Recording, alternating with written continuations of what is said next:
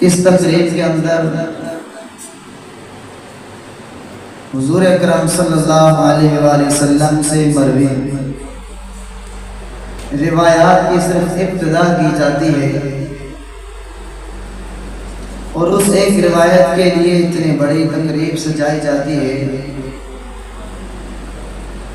کیونکہ آقا علیہ السلام کا فرمان، آقا علیہ السلام کی روایت، یہ کوئی معمولی چیز نہیں ہے۔ اور اس پرفتن دور کے اندر جہاں ہر طرف سے مختلف چہروں میں فتنے سر اٹھا رہے ہیں، ہر بندہ اپنے ذہنی سوچ کے اعتبار سے، اپنے ذہنی فکر کے اعتبار سے الگ اپنا نظریہ اور عقیدہ رکھے ہوا ہے۔ اس دور کے اندر احادیث کو واضح طریقے سے بیان کرنا اور حق کی بات کو واضح اور دو ٹوک کہنا انتہائی ضروری ہے۔ دین حق یقیناً کسی انسان کا کوئی بنایا ہوا اصول اور قاعدہ قانون نہیں ہے،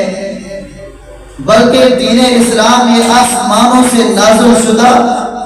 اللہ تبارک و تعالیٰ کے احکام کا مجموعہ ہے جو اس انسانیت کو دیا گیا ہے۔ کسی انسان کی سوچ کا نام نہیں، کسی انسان کے تفکر کا نام نہیں، کسی انسان کے خیالات کا نام نہیں، بلکہ دین اسلام تو خالص اللہ کے احکام کا نام ہے۔ دین اسلام کے اندر کوئی مرضی سے اپنی چیز داخل نہیں کر سکتا اور کوئی اپنی مرضی سے کوئی چیز اس سے نکال بھی نہیں سکتا۔ یہ مکمل اصول اور ضابطہ جو رب کریم نے بنا کر اس امت کو دے دیا ہے، اب یہی اصول اور یہی ضابطہ قیامت تک آنے والے انسانوں کے لیے لازم ہے۔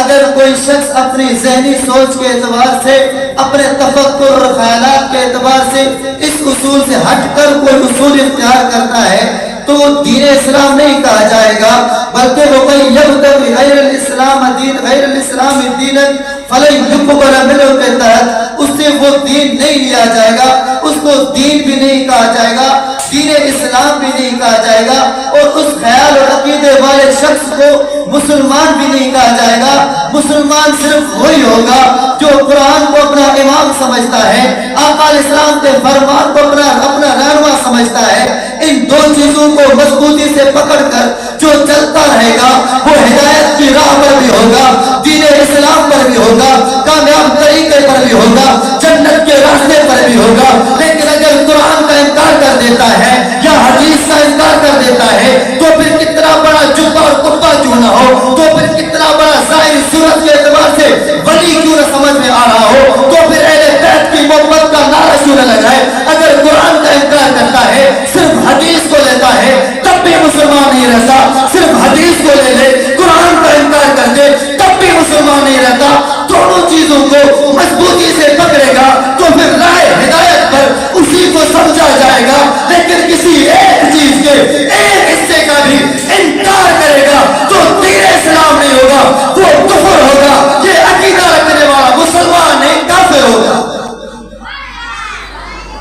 حدیث کو بیان کیا جاتا ہے، یہ کوئی نہیں کہتا کہ حدیث میں نے بنائی ہے، یہ روایت میں نے بنائی ہے، بلکہ وہ کہتا ہے میں نے فلاں سے سنی ہے، وہ کہتا ہے میں نے فلاں سے سنی ہے، اس نے فلاں سے سنی ہے۔ یہ سلسلہ چلتے چلتے آقا علیہ السلام کے شاگرد تک پہنچتا ہے، حضور کے صحابی تک پہنچتا ہے، حضور کے تربیت یافتہ تک پہنچتا ہے، اور وہ آقا علیہ السلام سے روایت کرتا ہے۔ اسے دین اسلام کہتے ہیں۔ اور روایت لینے کے اندر کوئی بے احتیاطی نہیں ہوتی، بلکہ روایت لینے کے اندر اس قدر احتیاط ہوتا ہے کہ کوئی محدث کسی ایک روایت کو حاصل کرنے کے لیے 3 ماہ کا سفر کر کے وہاں چلا جائے، پھر سامنے جس روایت لے رہا ہے اس استاد کو دیکھا کہ وہ اپنے گھوڑے کو بلانے کے لیے اپنی جھولی پھیلاتا ہے، جبکہ جھولی کے اندر کوئی چیز نہیں ہے، گھوڑے کو دھوکہ دے کر قریب لاتا ہے اس کو پکڑنے کے لیے۔ اس محدث نے جب یہ چیز دیکھی تو یہ